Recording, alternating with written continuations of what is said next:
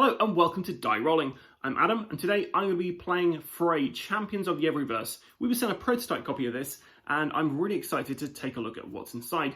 It's kind of like a skirmish game where you've got loads of different characters from loads of different kind of themes like vampires, elves, pirates, samurais, that kind of thing, cowboys, and you're going to be fighting against each other in an arena. There's lots of different item cards which can change the gameplay. Lots of strategy in there, and the rulebook is fairly light, but there's a lot of strategy in this game. So let's get to the table and take a look. Okay, so here we are with Fray. We have Sheriff West as one of our champions. We have Erebeth, and we have Redbeard, and they're going against Mitsu, who's a samurai, Harold, who is a Viking, and Brent, who is a kind of elf ranger. Now, Brent actually also has a companion, which is basically this big bear guy, and he can summon him to help out. So we'll see what happens when we do that. Okay, so first thing we do is I've rolled for initiative, which means I get to go first. First thing I do here is I draw 3 items from the items deck. And I've drawn this here. I've drawn Cethrius' Spellbook, so I can use this card to reroll any one dice. I have Gadget's Wrench. Use this card to reroll the battle die this turn. You must keep the second roll. Then I have Golga's Trident. Enemy champion is at -1 to the next save roll they make. So the first phase is the item phase. During this phase, I can play as many cards as I like. I'm not going to play anything just yet for my first go. Next thing I do is I roll the battle dice. So I have 2 shields and I have 1 axe. I'm going to activate Sheriff West first, the gunslinger. Basically, those dice I rolled, I could use them to do these abilities which are listed on here if I wanted to. The dice results I can actually save in token form and put them at the top here. You can always move on your turn though, so the first thing I'm going to do is I'm going to move the sheriff. So we're going to get him just going straight out. So move his full speed. At this point, I could get him to attack using this attack there, or if I had an attack token on my sheet. So the dice you roll here, you can basically save them and put the token you've saved on the character sheet. They can have up to 2 tokens on there.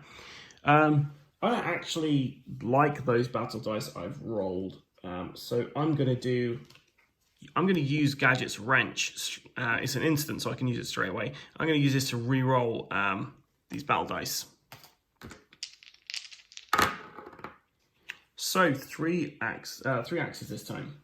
So I'm going to save 2 of those axes and put them onto the sheriff's character sheet. So now I've done that, I get to choose my next champion to work with. So I'm going to choose Redbeard this time. Same thing as before. So I got a boot. I got a boot, I got a shield, and I got an axe. So I'm going to get Redbeard to move. I can use this to give him a +1 to his movement, so I'm going to do that. So he's got movement of 5, so 1, 2, 3, 4, 5, 6. So he's coming up. In the middle of the arena, we have the loot token here. So we're going to try and get to that. He is going to save the shield and the axe from his. Then I choose my next champion, which is going to be Erebeth. So she got 2 shields and a movement. We're going to use the movement straight away, so that's going to give her a movement of 7. And we're going to store up those 2 shields just in case. So we have Brent over here, Harold the Viking, and Mitsu Samurai. So we're going to start by let's do Brent first. So Brent got 2 shields two swords, two axes and a shield, so he gets to move 6 spaces. Now, he has the ability to do long range attacks here. 1, 2, 3, 4. So he can actually attack Erebeth there.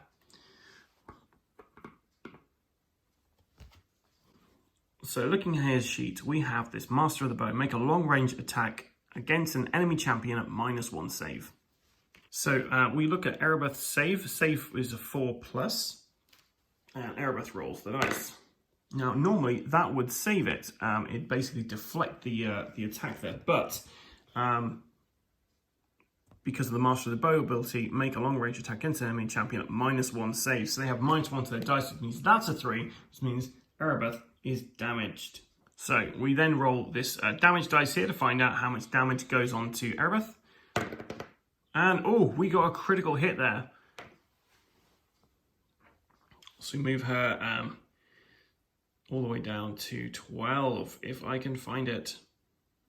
There we go, boom. So she now got 12 hit points. So, ouch, that was pretty tough. Maybe I should have used one of Erebeth's shields to basically stop that. Okay, cool. So that was the end of Brent's turn. He's used his dice. We're then going to get Mitsu Samurai to act. Unfortunately, I don't have any other ranged guys. Otherwise, we could just try and really take out Erebeth there. But here we go. Let's roll for Mitsu. Okay, so Mitsu got he's got a move of 4. He's quite slow, so we're probably going to use these 2 here and save this attack using one of these attack tokens.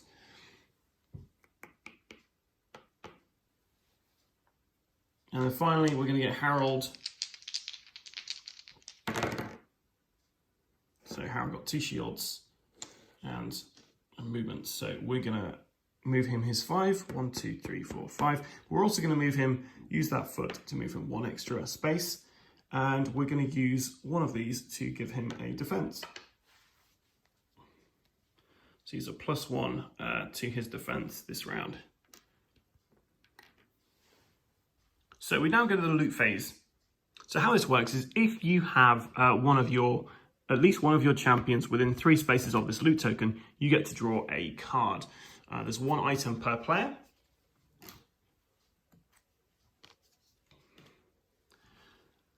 And then after that, this loot token moves. So we have this really big scatter dice here. So we're rolling this, and we're rolling a d6, and we're seeing how far that and which direction it moves in. So we got 6, and it's moving that way.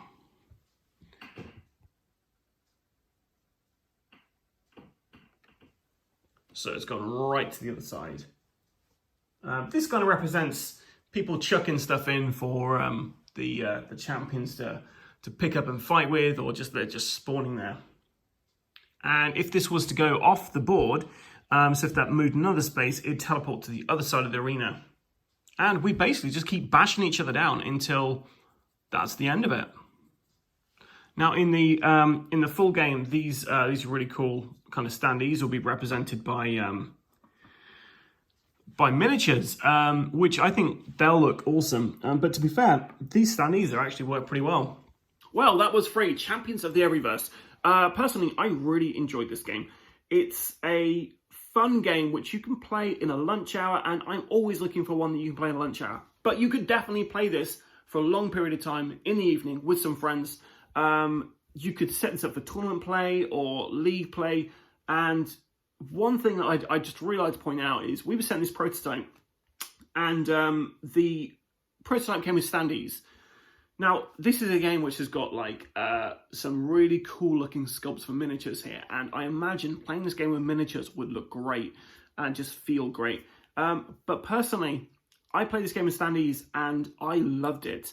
I would just play this game with standees if it came out just with a standee version, because it was really fun to play and the gameplay was really tight. That's the one thing I'd really like to point out in this. I found the gameplay to be spot on, very easy to pick up. The rulebook isn't massive, but it tells you everything in a logical order. It's very easy to pick up and understand. When I get sent prototypes, sometimes I have to really spend a lot of time to go through the rule books and understand exactly how you're supposed to play this. And sometimes there's a little bit of grey area as to what order things should be done in, or when you can do this or when you can do that. But this is great. I sat down, I first picked this up. It took me about 10 minutes to actually just set up the first round, go through a round, and I knew how to play the game. When I've taught this to other people, it's been a joy to do because it hasn't been, a ton of questions. A few questions arose, but I didn't have to go back to the rulebook because it was just fairly simple to do. I would like to point out, although I'm saying this is a fairly simple game to learn, there is a lot of strategy in there. I've seen tactics where you've been using characters very defensively and have won the day because you've been kind of turtling a bit and then full out attack. When I've seen other times people just go out full out attack and winning.